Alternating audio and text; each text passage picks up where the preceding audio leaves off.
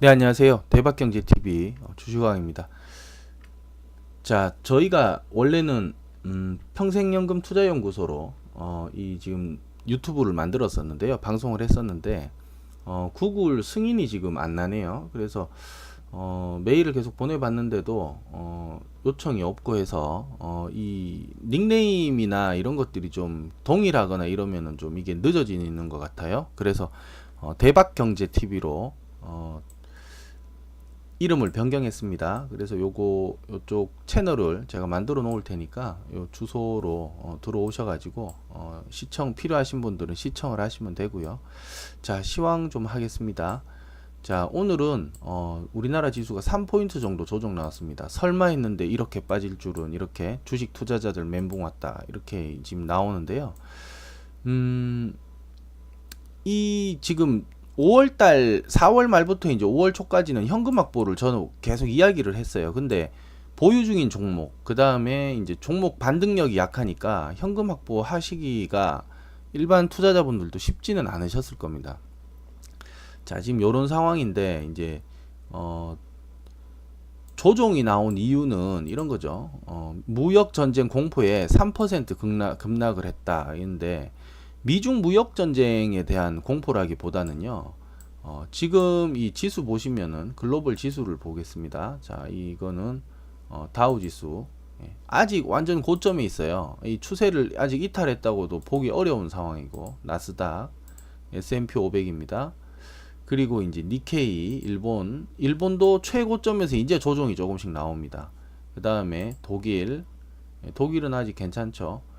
다 괜찮은 모습이에요. 유럽도 그렇고요. 유로스톡 보시겠습니다. 유럽도 뭐 이 정도면은 폭락했다고 볼 수가 없습니다. 자, 그런데 어, 문제는 이제 지금부터죠. 우리나라인데 중국이랑 연동이 돼서 움직여요. 그런데 중국보다도 더 먼저 조정이 나옵니다. 그래서 이거는 미중 무역 협상의 뭐 우려 때문이 아니고요. 이거는 대한민국 경제 자체가 지금 좀 문제가 있지 않느냐라고 보여집니다. 지금 아시아에서 제일 약한 흐름, 그 다음에 2000 지금 19년 상반기까지 대세 상승 경제 흐름에 하나도 동조되는 게 없어요. 그래서 전반적인 어떤 거시경제적인 뭐 정책의 어떤 변환이나 뭔가 기업들이 살아나갈 수 있는 어떤 제도적인 장치들이 어, 대세 상승, 지금 미국 시장 주식을 한번 볼게요. 2016년, 17년, 18년까지 해서 계속 움직였습니다. 계속 상방이었어요. 여기서 같이 좀 박자를 맞춰서 좀 규제도 많이 풀고 기업들이 기업을 할 수 있게 좀 경제를 발전시킬 수 있는 모델로 좀 잘 이렇게 움직였으면은 괜찮지 않았느냐. 그 다음에 요즘처럼 이제 조금 조정이 나오려고 어수선할 때부터 움츠려 가지고 뭐 소득에 대한 거, 그리고 지금 뭐 규제에 대한 것들, 이런 것들을, 그러니까 박자가 거꾸로 된 것 같아요. 이렇게 위로 가야 되는데 밑으로 가고, 밑으로 꺼질 때는 위로 올리려고 하고, 이러니까 떨어질 때는 가만히 내버려 뒀다가 다시 올라갈 때 힘을 쓰는 게 오히려 편합니다. 방향을 지금 거슬러서 움직이는 것 같은 느낌이라서 지금 우리나라가 지금 대한민국 경제가 굉장히 좀 어렵지 않느냐, 이렇게 보여집니다. 세금도 제일 지금 많이 쓰면서도 효과는 안 나고, 예. 세금을 많이 쓴다는 거는 그만큼 국민들이 돈을 못 쓴다는 거죠. 예. 세금을 다 내버렸으니까 대신 국가에서 돈을 많이 쓰겠죠. 근데 이 효율성이라는 게 떨어지기 때문에 이런 것들이 전체적으로 문제가 다 누적이 좀 되는 거 아니냐. 미중 무역 분쟁 때문에 전 세계 경제가 힘들었다면 지금 다 한번 보세요. 2018년 1월달 고점을 기준으로 해서 여기까지 20포인트 정도 빠졌습니다. 20%, 23% 정도가 빠졌어요. 근데 뭐 유럽인 독일이나 그 다음에 일본, 뭐 그 다음에 유럽 전체 이 보시면은 이만큼 등락폭이 심하지가 않습니다. 그래서 우리나라 자체적인 체질의 문제가 좀 심각하다. 예. 이게 이렇게 심각해지면은 우리가 너무 이렇게 어, 조금 간과하고 있는 게 있는데 경제 위기라는 말을 굉장히 많이 쓰잖아요. 경제 위기. 경제 위기라는 말을 많이 쓰는데 위기가 문제가 아니라요. 이게 한번 잘못된다 그러면 다시 일어설 수는 있을까라는 거를 고민을 해봐야 됩니다. 다시 일어설 수 있을 것인가를 고민해봐야 돼요. 왜 그러느냐? 지금 보시면은 뭐 금투업계 모험자본 활성화 나서달라. 이제 지금 모험자본 활성화를 나서면 안 됐죠. 2017년, 18년 초부터 이거를 해서 대세상승장에서 완전히 이 흐름을 타고 갔어야 되는데 그때 제일 먼저 한 게 이제 소득주도 성장 이걸 해버리니까 이게 이제 거꾸로 가는 타이밍이 돼버린 거죠. 그렇게 저는 보고 있습니다. 자, 그리고 지금 주식이 이제 좀 떨어지려고 그러니까 뭐 규제 완화하고 뭐 모험 자본 활성화 이렇게 이야기를 하니까 이것도 역으로 거슬러서 가는 거예요. 물이 크게 떨어지는데 그거를 거꾸로 올라가려고 그러면 빨리 올라가지는 못하는데 에너지는 더 많이 소모가 되죠. 그래서 이런 것들이 문제가 되는데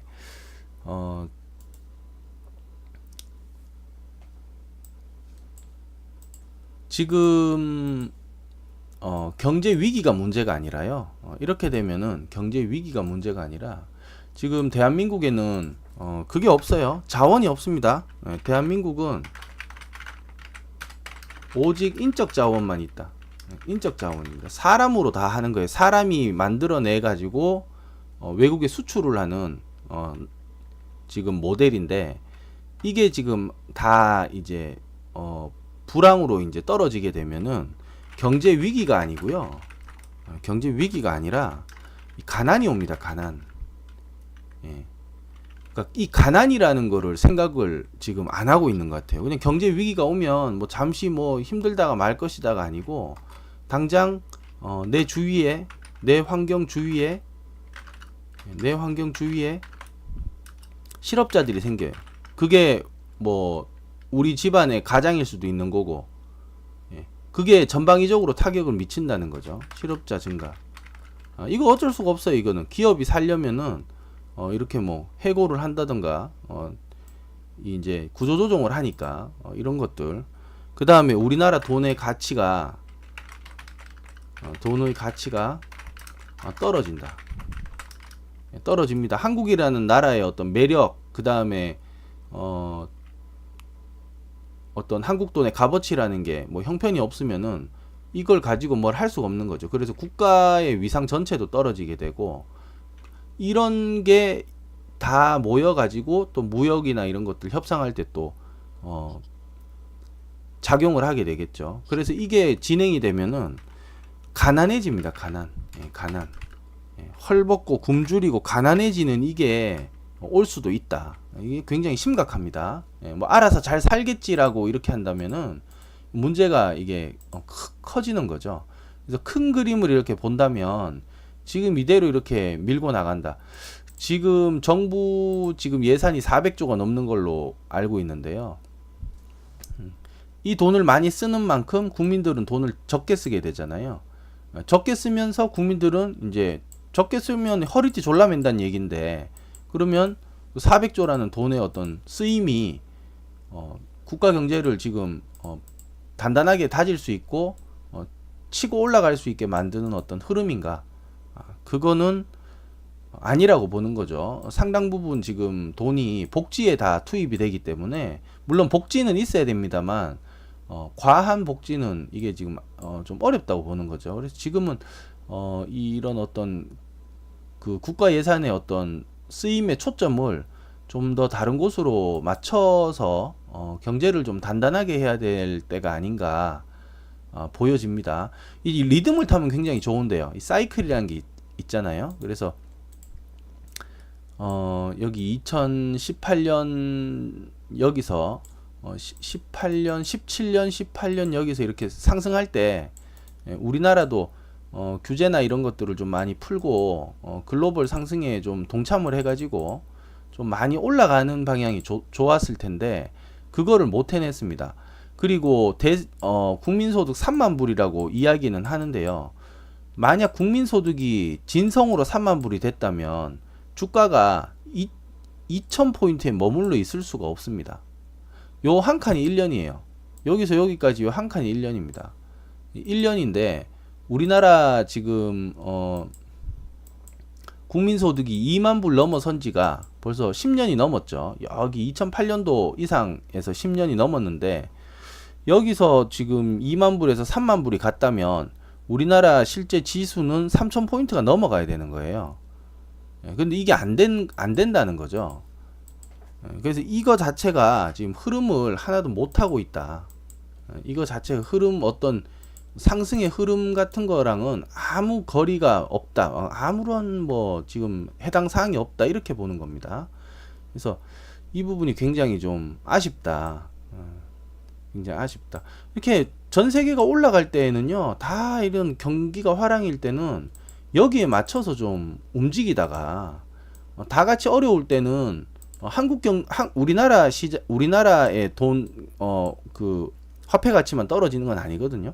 다 같이 떨어지고 같이 올라갈 때 경제 정책을 또 같이 이렇게 움직이면은 리듬을 좀 타서 이렇게 대응하기가 좀 편할 텐데, 남들 다 올라갈 때 혼자 못 올라가고 남들 조금 떨어질 때는 혼자 많이 떨어지고 바닥에서 지금 이러고 있기 때문에 이게 지금 굉장히 심각하다. 그래서 3만 불 시대가 온 게 아니고요. 여기서 이제 지금 마이너스가 날 가능성도 있다. 이게 지금 문제가 됩니다.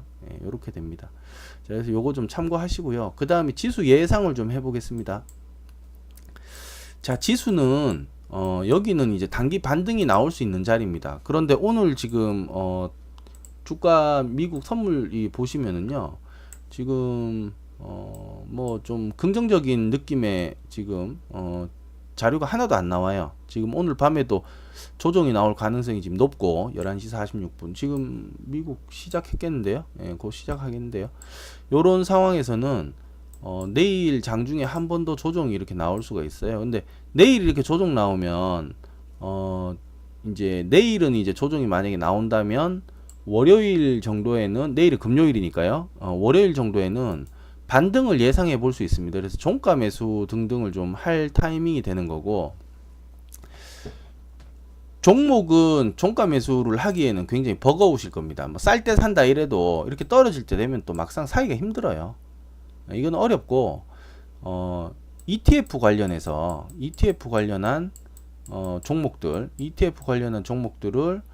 종가에 이렇게 떨어질 때 매수를 한다면 반등을 먹고 나올 수 있는 타이밍이, 만약 내일 조정이 이제 한 번 더 나온다면 가능합니다. 그런데 아침 일찍 이렇게 그냥 쭉 올라가 버리면 이제 그거는 매수를 하시면 안 되겠죠. 낙폭에 대한 격차를 먹는 거기 때문에, 수익을 확보하는 거기 때문에.